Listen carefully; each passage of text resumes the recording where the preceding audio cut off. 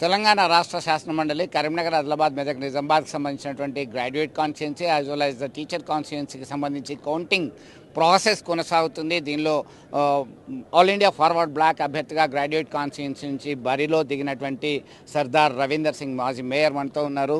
So ఎట్లా చూడొచ్చు దీని కౌంటింగ్కి సంబంధించి కొంతమంది ఇండిపెండెంట్ అభ్యర్థులు ప్రధానంగా అభ్యంతరాలు వ్యక్తం చేయడం జరిగింది.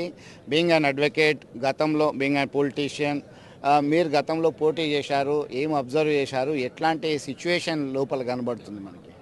ముఖ్యంగా ఏ కౌంటింగ్ అయినా కానీ ఎన్నికలప్పుడు వైలేషన్స్ తర్వాత కౌంటింగ్ కాడకి వచ్చే వరకు ఏమవుతుందంటే ఎంత పోలైనాయి ఆ పోలైన వాటిని అన్నిటికీ కూడా ఒక కాడ తీసుకొచ్చి అన్నీ కలిపిన తర్వాతనే 50-25 కట్టలు కట్టి దాంట్లో వ్యాలిడ్ ఇన్వాలిడ్ తీస్తారు. కానీ ఇప్పుడు ఇక్కడ జరుగుతున్నది ఏంటంటే ఒక కాడ కట్టలే, డైరెక్ట్గా బూత్ నెంబర్ ఏదైతే ఉందో, ఉదాహరణకు మీరు 310లో బూత్లో ఓటేసిండ్రు, దాంట్లో 400 పోలైనాయి అనుకోండి, 450 పోలైన లిస్ట్ ఉంటుంది.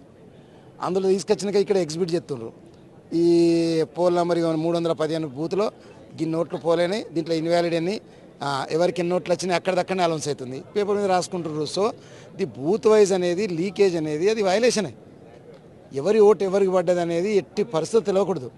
కానీ ఇక్కడ ఏం జరుగుతుంది, ఓటే ఎగ్జిబిట్ అవుతుంది, ఓటు ఎవరి పడ్డది తెలుస్తుంది, ఏ బూత్లో ఏ పార్టీలకు ఎన్ని పడ్డాయి, ఏ మనుషులకు ఎన్ని పడ్డాయి తెలిసిపోతుంది. కాబట్టి ఆ బూత్ ఏ ఏరియాలో ఉంది కూడా తెలిసిపోద్ది కదా, పేర్లతో సాటు ఎవరెవరికి ఓటేసారు అనేది. సో దయచేసి నా రిక్వెస్ట్ ఏంటంటే ఈ రకంగా లేట్ అవ్వడం కానీ ప్రధానంగా అదే మీరు బూత్ వైజ్గా ఓపెన్ చేయడం కాదు, అన్నీ ఒకడ కలిపినాక 50 కట్ట కలిపి ఎవరు వాళ్ళ టేబుల్కి పంపితే వాళ్ళు లెక్క పెట్టుకొని వ్యాలిడ్ ఇన్వాలిడ్ చేస్తారు. కానీ ఆ రకంగా జరుగుతలేదు కాబట్టి ఇది పూర్తిగా విరుద్ధం. ఏ ఎలక్షన్స్ అయినా నాట్ ఓన్లీ దిస్, మీరు ఇంతకుముందు నారదాస్ లక్ష్మణరావు గారు గెలిచారు, మన ఆర్ సత్యనారాయణ గెలిచారు, స్వామిగౌడ్ గారు గెలిచారు, అవన్నిట్లో కూడా నేను పార్టిసిపేట్ చేసిన. లోకల్ బాడీ ఎలక్షన్స్ అయినా వాటిలో కూడా నేను పార్టిసిపేట్ చేసిన. దాంట్లో ఏం జరిగింది, అన్నీ ఒక తీసుకొచ్చినాకనే చేస్తారు. ఇది పూర్తిగా న్యాయధర్మంగా లేదన్నట్టు. అంటే ఈ రిటర్నింగ్ ఆఫీసర్కి ఈ పాయింట్ మీకు అభ్యంతరం ఏదైతే ఉందో దాన్ని మీరు ఆమె దృష్టికి తీసుకెళ్లారా? వారి దగ్గర నుంచి ఏం సమాధానం వచ్చింది? 100% తీసుకుపోయినా, రైటింగ్లో కూడా కంప్లైంట్ ఇచ్చిన. మీరు ఓటర్ను లీకేజ్ చేయొద్దు, ఓటర్ అనేటోడు సీక్రెట్గా ఉండాలి, అలా గౌరవించవలసిన ఓటర్కు బాధ్యత మనది కాబట్టి ఆ రకంగా చేయొద్దు. ఉదాహరణకు మీకు సింపుల్ ఎగ్జాంపుల్ చెప్తా. ఫేస్బుక్, వాట్సాప్లలో ఒకటి వస్తుంది, ఒక క్యాండిడేట్ దూసుకుపోతున్నాను ఎట్లా తెలిసింది, ఇవే ఓట్లు లెక్క పెట్టారు.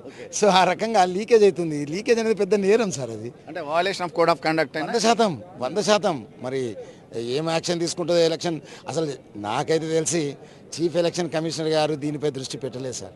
ఆయన ఏ దరఖాస్తు ఇచ్చినా కానీ అది మూలబెట్టుడే, దాని మీద యాక్షన్ లేదు. మీరు నామినేషన్ వేసే సందర్భంలో సైతము పాయింట్అవుట్ చేయడం జరిగింది, కొంత గందరగోళ జరిగింది, చాలా ఫైట్ చేశారు.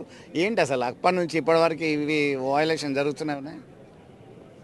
ఇప్పుడు కౌంటింగ్ వయలేషన్ మీకు చెప్పిన సార్, ఇది తప్పైతే దేనికంటే దానికి. అంతకుముందు అయిన వయలేషన్స్ కూడా నేను చెప్పిన మీకు. ఫామ్ నెంబర్ 47 ఎక్కడ కూడా నేను ఉన్నదే చెప్తా, కానీ ఎన్నికల్లో ధర్మంగా న్యాయంగా పోటీ చేయాలనే తత్వంతో వచ్చినవన్నీ. కాబట్టి నా ముందర అన్యాయం జరిగితే మాత్రం ఊరుకోను, దాని మీద కామెంట్ చేస్తా, మాట్లాడతా, కోర్టులో కేసులు కూడా ఎత్తా, దాంట్లో కాంప్రమైజ్ లేదు. మొత్తం మీద గత ఎన్నికల్లో పాల్గొన్నటువంటి ఎక్స్పీరియన్స్ ఉంది. అయితే నామినేషన్ వేసినప్పటి నుంచి సైతం ఇప్పటివరకు అనేక ఉల్లంఘనలు జరిగాయి. ఎన్నికల సంఘం దృష్టికి ఖచ్చితంగా తీసుకెళ్తానని చెప్పి చెప్తున్నటువంటి పరిస్థితి గమనించవచ్చు. వీడియో జర్నలిస్ట్ సుమంత్తో కలిసి చంద్రశేఖర్, RTV, కరీంనగర్ నుండి. మరిన్ని వీడియోస్ కోసం ఛానల్ ని సబ్స్క్రైబ్ చేయండి. లేటెస్ట్ అప్డేట్స్ కోసం వాట్సాప్ ఛానల్ ని ఫాలో అవ్వండి. ఆ లింక్ డిస్క్రిప్షన్ లో ఉంది.